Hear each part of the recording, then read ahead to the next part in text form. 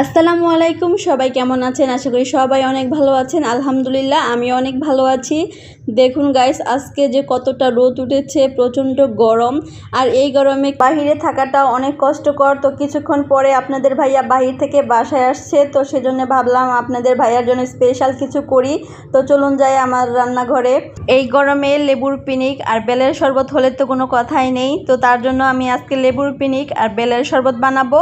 তো প্রথমে আমি বেলটা ফাটিয়ে নিচ্ছি, আর এখন বেলের শরবত বানানোর জন্য বেলটা চামিচের সাহায্যে উঠিয়ে নিচ্ছি। এখন হাত দিয়ে ভালো করে কচলিয়ে বেলটা পানির সাথে মিশিয়ে নিব, আর একটা ছাঁকনির সাহায্যে ভালো করে বেলটা ছেঁকে নিচ্ছি। আর এখন পরিমাণ মতো চিনি ও লবণ দিয়ে বেলের শরবতটা ভালো করে মিশিয়ে নিচ্ছি। আর এই তো দেখুন আমার বেলের শরবতটা রেডি হয়ে গেছে। এখন যেহেতু আমি লেবুর পিনিক বানাবো, তো তার জন্য আমি 2টা লেবু নিয়ে নিয়েছি। লেবুটা ভালো করে ধোয়ার পর আমি একটা ছুরির সাহায্যে পিস পিস করে গোল গোল শেপ দিয়ে কেটে নিচ্ছি। আর দেখুন আমার লেবুর পিনিকের জন্য লেবুটা কাটা হয়ে গেছে। আর অবশ্যই লেবুর পিনিক বানানোর জন্য লেবুটা পাতলা পাতলা করে কেটে নিতে হবে। এখন আমি একটা প্লেটে লেবুর পিসগুলো সুন্দর করে সাজিয়ে নিচ্ছি। আর এই তো আমার লেবুগুলো সাজানো হয়ে গেছে। আর আমি এখন পরিমাণ মতো লবণ দিয়ে দিচ্ছি। আর এই তো গাইস দেখুন বাহিরের অবস্থা কতটা যে রোদ উঠেছে। আর আমি এখন পরিমাণ মতো দিয়ে দিচ্ছি বিট লবণ, আর দিয়ে দিচ্ছি পরিমাণ মতো মরিচের গুঁড়ো, আর দিয়ে দিচ্ছি অল্প একটু গোলমরিচের গুঁড়ো। আর এই তো গাইস শেষ পর্যায়ে দিয়ে দিচ্ছি 1 চামচ সরিষার তেল।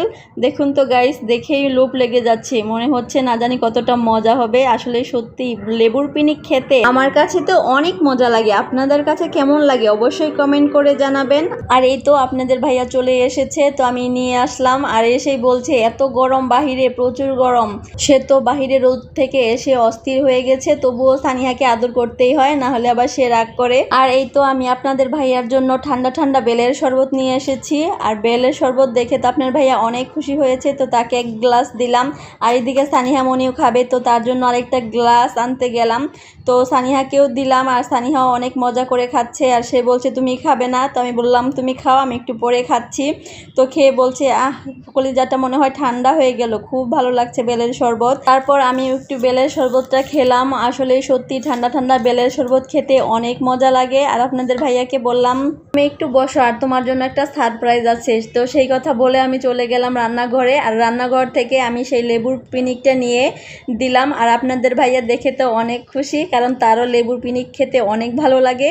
আর সে লেবুর পিনিকের প্লেটটা হাতে নিয়ে বলছে আমি এখানে বসে খাবো না, আমি বেলকুনিতে যেয়ে খাবো। তো আমরা সবাই মিলে চলে গেলাম বেলকুনিতে। আর বেলকুনি থেকে আমাদের প্রকৃতির দৃশ্য দেখতে অনেক ভালো লাগে। তো আপনাদের ভাইয়া সবার আগে আমাকেই দিচ্ছিল, বলে তুমি খাও। আর আমি বলছি না তুমি খাও, আমি পরে খাচ্ছি। তো বলে না আগে তুমিই খাও। তো তার কথা শুনে আমি আগেই খেলাম।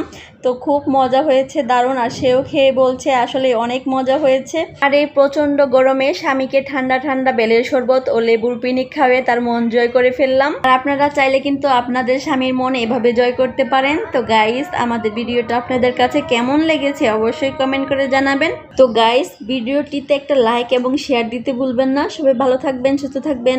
আল্লাহ হাফেজ।